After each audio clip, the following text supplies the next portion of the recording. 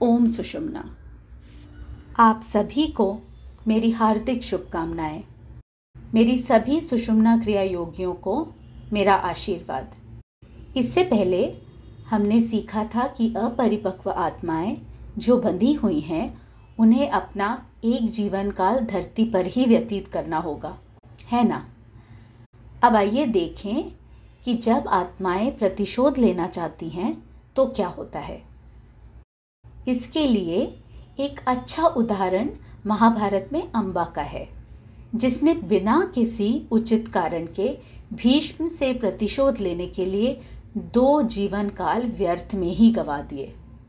कभी कभी ऐसा होता है जब कुछ लोग बिना किसी कारण के किसी को दुख, दर्द या हानि पहुंचाते हैं और संबंधित परिवार भी उससे पीड़ित होते हैं, तो जब प्रभावित परिवार का कोई व्यक्ति शरीर छोड़ता है तो उसकी आत्मा अपार पीड़ा में होती है और बदला लेना चाहती है।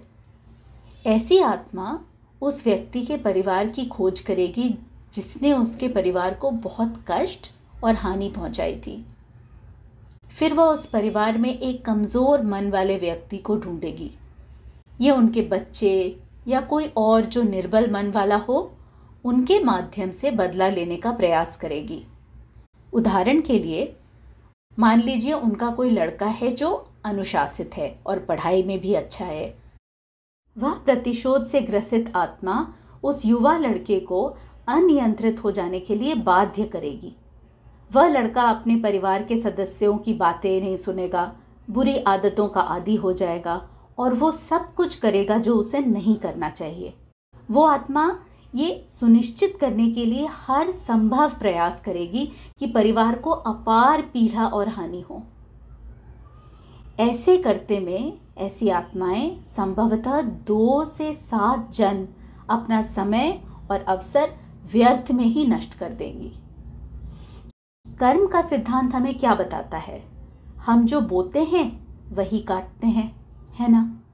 कर्म सिद्धांत के अनुसार जो भी बिना किसी कारण के क्लेश पैदा करता है, प्रकृति स्वयं सुनिश्चित करेगी कि उन्हें वही प्राप्त हो।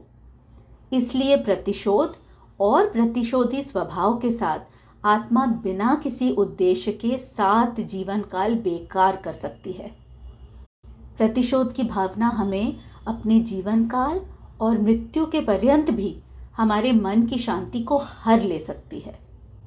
मैंने हमेशा एक बात पर जोर दिया है, केवल ध्यान ही नहीं, आत्मनिरीक्षण भी।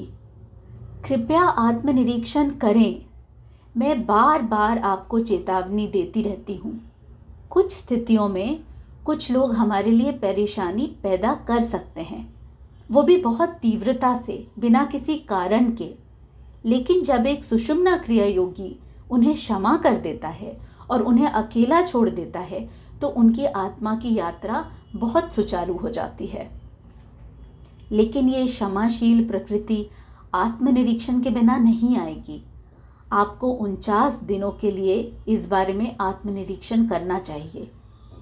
ये अवचेतन मन में एक बीज के रूप में होता है। जब हम जमीन पर एक बीज फेंकते हैं तो वो अंकुरित नहीं होता है, लेकिन जब बारिश होती है तो बीज अंकुरित हो जाते हैं।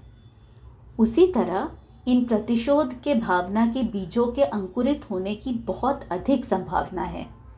इसके लिए आपको गिनती शुरू करनी चाहिए और आपको इस संबंध में 49 दिनों तक हर रोज़ 10 मिनट के लिए आत्मनिरीक्षण करना चाहिए। क्या आप ऐसा करेंगे? मंगलम, नित्य शुभ मंगलम।